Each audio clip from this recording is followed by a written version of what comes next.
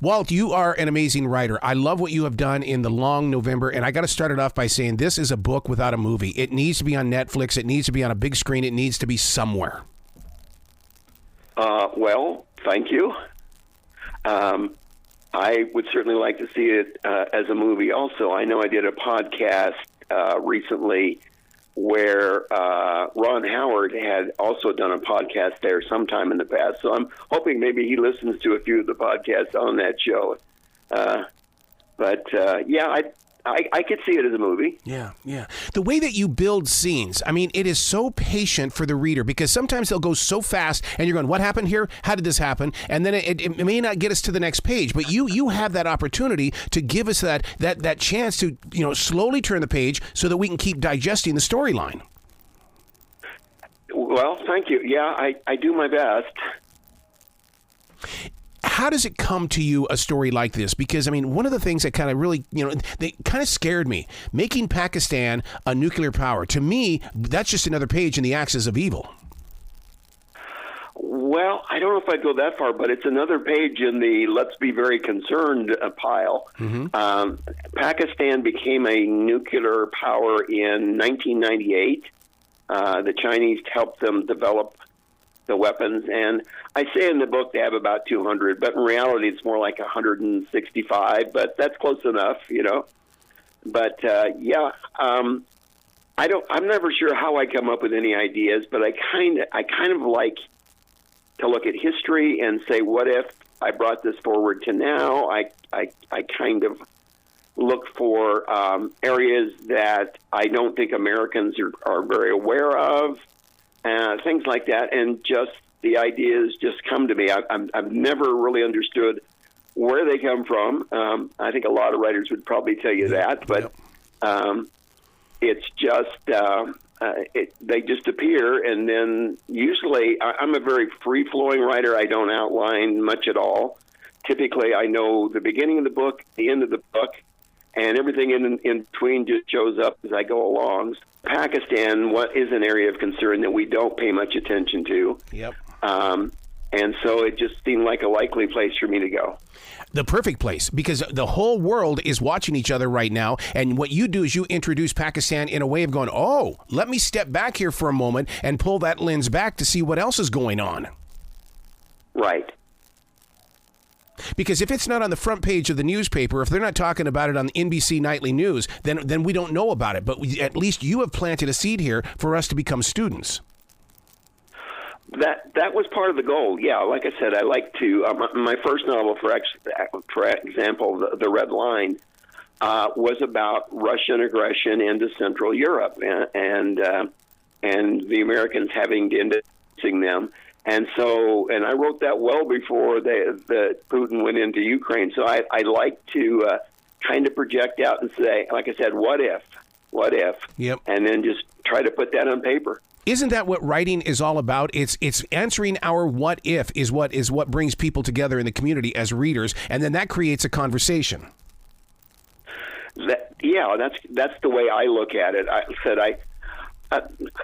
One of the things when I get into writing, I just felt like there was too much what I call days. Yeah. That is, it doesn't have a lot of substance. It feels good going down, but 2 hours later you're hungry again. So I like to write stuff with some meat on the bones, some books that will give the reader, if they want to, the opportunity to ponder and consider and just actually get in there and chew on the story and enjoy it. I want to make sure I'm entertaining. If I don't entertain you, then I don't have a right to expect you to read it. But I try to be very entertaining, but I also try to give you some meat on the bones, give you some things where you could actually think about things. That's the way books used to be. Yeah. And it just seems like, there's still some that way, but most, like I said, are what I call fast food writing. My father would call a book like The Long November and even The Red Line. He because he served in World War II, he would say, this is a modern day Western book, son. You need to read this. And because it's just as wild in this world as it was back in that world.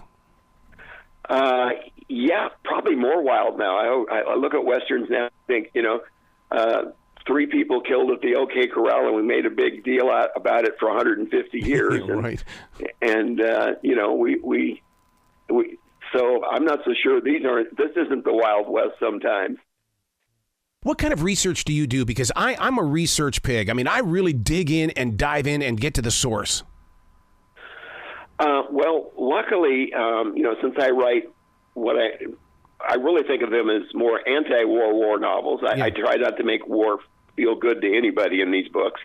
I don't want to glorify it in any way, but luckily I spent 20 years with the Army, and during that I was able to get some really interesting assignments. I spent some time with Special Forces, and so my Green Beret characters in my book, I have, although it was many years ago, I have kind of a basic understanding of how they're composed and what these guys are like and things like that. So some of it is always stuff I already know. Like I said, I like history, so I've got some basic history, like the idea of how Pakistan was violently formed in 1947. And then the rest is, the internet's my friend here.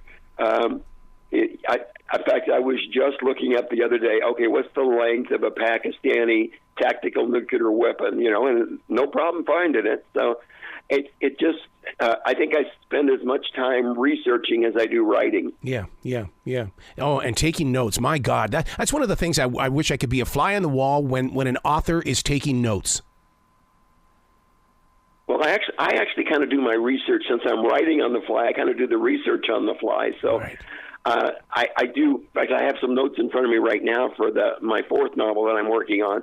But I usually am using them right away. Occasionally, they'll sit there for a month or two, and I'll go, wait a minute, didn't I look that up already? And I'll dig them out. And it's. I don't know. I said I never intended to be a writer. It found me rather than me finding it. And so I have no idea what I'm doing. I just do it. It seems to work out really well. And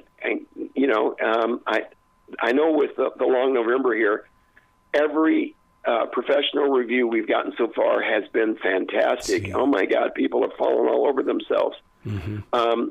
So that's nice, but it's and that feels good. But the important thing is for the reader to one, like I said, be entertained, enjoy the book, and then hopefully be able to learn something from it. I'm not your history teacher or your current events teacher, but I want to provide something, for the reader that they can put the book down from time to time and say, wow, did I just read that?